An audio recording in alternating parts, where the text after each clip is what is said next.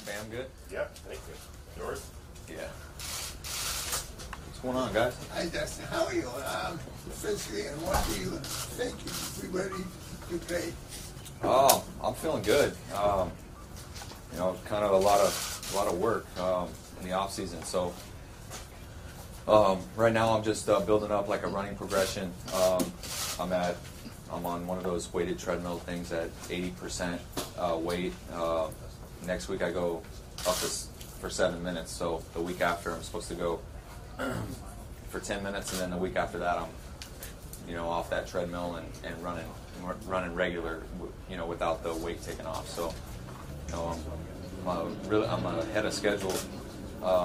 So now it's just continuing with, you know, the process of it, and we'll go from there. Realistically, are we talking mid-May at the earliest? Honestly, we haven't really set any dates like that. It's kind of monitored, you know, on a week-to-week thing. You know, if I continue to make strides in one area, then I could do more. So, you know, so far the whole thing, I haven't had any setbacks. I've, you know, added more weight to each, you know, time I do an exercise, and you know, it's been great. Australian people are just, they usually come in here ready to go, gung-ho, and just to kind of have to be held back a little bit. Is it kind of a weird feeling for you to come in?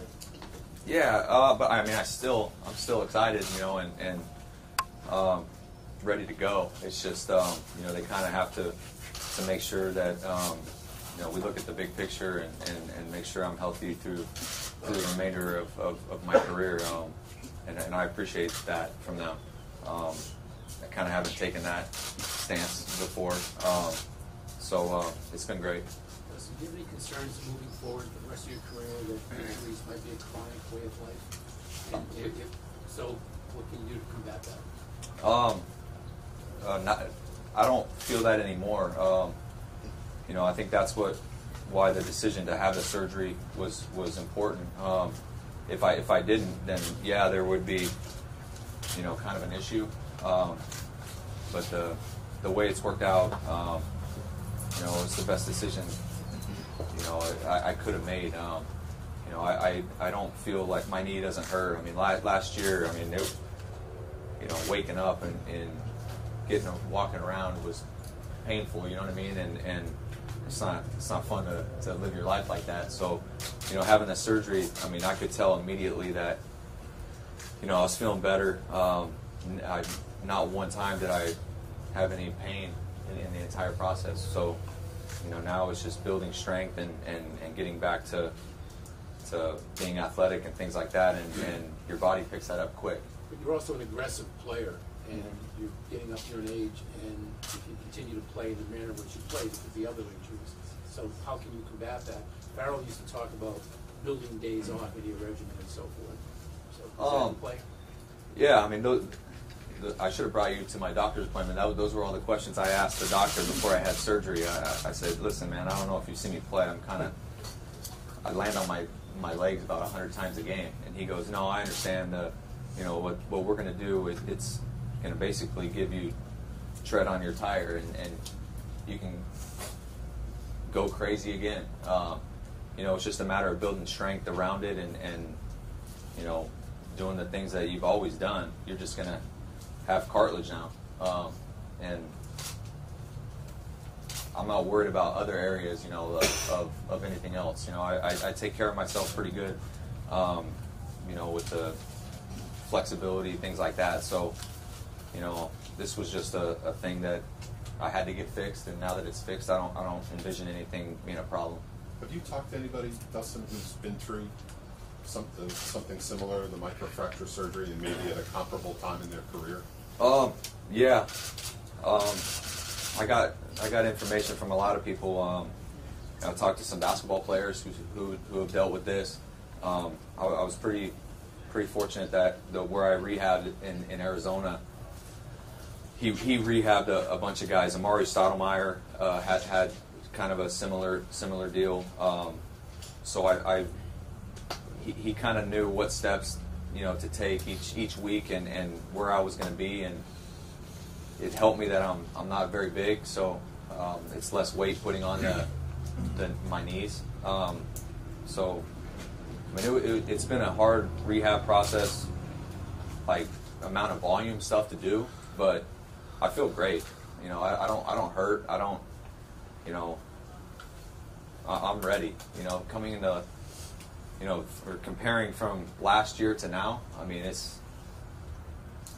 I could play today. You know what I mean? So, you know, it's been pretty enjoyable to not be in pain. When was the last time your knee was this pain-free? I mean, I know it's not strong enough yet, but yeah. To not have that day-to-day discomfort, how long has it been since you felt that? Well, since before I heard it, you know. Yeah, I mean it. I mean, and when would you trace that back to? Because I know you've had a number of things. Should probably April last year, probably somewhere around there. Dustin, you said you're ready to play now. You've never been a guy who's good at not playing baseball. Yeah. How tough is that going to be? How much do you have to work on yourself to not try to do things quicker than your knees ready for it? I think mentally I'm focused on, you know, the rehab stuff that they give me and trying to attack that and be the best at that. You know, if it's, you know, if I have to do a treadmill, whatever today, you know, I want to make sure that I'm the best at that. You know, I'm not looking ahead. You know, that's, you know, you got to. The whole rehab process. It is a process, and you got to stick to it. If you kind of go outside it, that's where you get into trouble, and you can have setbacks. And you know, I've realized that as I've gotten older. You know, you got to stick to the plan and go from there. How tough would that have been for you 10 years ago? Yeah, I mean, yeah, but I wouldn't have been hurt 10 years ago with something like this. You know what I mean? So, you know, it's a part of the game. You know, you play long enough, you're gonna have, especially in the middle of the infield, you know, you're gonna have something. You know, it's just a matter of making adjustments and finding ways to improve from it. Just to back up for 1 second, you said you could play today. I'm comparing it from how I felt last year. Hypothetically, if this were a playoff situation today. I had major knee surgery 4 months ago. Right. You know what I mean? So I mean that. No, I mean I could. I'm just saying that from how I felt, you know, last year compared to after the surgery and you know the job the doctors did and the medical staff of getting my rehab stuff in order. You know, I feel strong and pain free. So you know that's it. Dustin, can you briefly describe your rehab every day? I mean it's work. You know what I mean? You know, you just put your head down and do what you're told. You know, there's you know, it can get over and over and over. You know, the things that you do, but you know, at the end, you just know that that's the stuff that's going to get you better. So it's long days, but it's worth it. You were teammates with Alex Cora. In those days, did you think that he could be a future manager? And what does he bring that's going to change things here at all? Yeah, I did feel he would be a manager. Absolutely. You know, his locker was right next to mine, and he kind of, his job was to teach me everything, basically. You know, how to be a professional, how to look at the game, how to understand, you know, other players, teammates, seeing things during the game. So I always knew he would be a manager, just the way he views everything. You know, I'm thrilled that he's here. It's going to be fun for a lot of guys to experience, because you know, I always tell them, hey, because there's obviously things that basically everything that I do in baseball that he showed me how to do, and believing in the process of the season. If you know, it's not 10, 20 at bats that make the player. It's 600 over the course of the year. If you do the right things in your work before the game, you know, whether it's taking ground balls or, you know, everything is going to pay off at the end. And he always said, if you're a 300 hitter and the last day of the year you're hitting 270, you probably play a 30-inning game and go 30 for 30. You know, you are who you are, but you just got to stick to the process and understand that, you know, in the end you'll be right where you need to be. Now that you're here, and you see him as a manager, it's a little weird. No, I mean it's crazy that like I owe so much to him for how he's helped me and what he's done for me. So to be able to play for him is it's gonna be awesome. I mean, I've always viewed him as he was always managing me when I was playing with him. He'd be telling me what to do every minute of the day. So it won't be anything new. What will be the thing that will get this team over the hump of the last 2 years and be more successful in the playoffs? Obviously, when you get to the playoffs, it's getting hot at the right time. But you have to have a consistent approach that gets you there, and you have to maintain that when you get there. And I think if you do that, the ups and downs, throughout the season is less wear and tear on everything. It keeps you focused on the right things, and I think once the playoff comes, there's obviously going to be adversity because one play or one pitch or anything is magnified to the fullest, because your season's on the line. But I think if you keep that consistent focus that we're going to push through it, that's how you do end up, getting through tough times. If everybody healthy, do you like the risk and chances and what things are needed to be successful this year? Yeah, I love our chances. Every year our goal is to win the World Series, and our job right now is to prepare for that and create our own identity as a team and build a foundation that's going to carry us through 8 months together. And we're very confident we have the ability to do that. Dustin, you probably saw that Mookie and Xander made some comments earlier in the week about last year where they said sometimes there wasn't a lot of joy in the clubhouse and that when things went wrong, sometimes it was hard to pull out of a nosedive. Did you find, especially looking back, that there was some dysfunction in there last year in terms of chemistry? Or I just think, for whatever reason, I think our overall outlook was really result oriented that day, and I think that can wear on you as an everyday player and as a pitcher, because baseball is so hard. I mean, you fail 7 out of 10 times, you're really good, I think if you're really result oriented that day, the only day that you could go home and get a good night rest is if your team wins by 10 and you go 4 for 4 with 4 home runs, and it's not realistic. So instead of looking at the big picture, you show up, you do your work, you prepare to beat the other pitcher, you prepare defensively, and over the course of the year, it's a process. You're going to have your 0 for 10s, your 0 for 15s, your 0 for 20s, but if you prepare the right way and you stick to the plan, you're going to be fine. And I think that gives your mind ease, that if I put in the work, it's going to be right there. And your teammates see you put in the work, they know it's going to be there. So there's less stress, there's less, technically panic. You know that, if you put the work in and do the right things, you'll be successful, and it'll be there in the end. So I think we kind of went away from that, and it was more, hey, what are our results today? We got to do good today.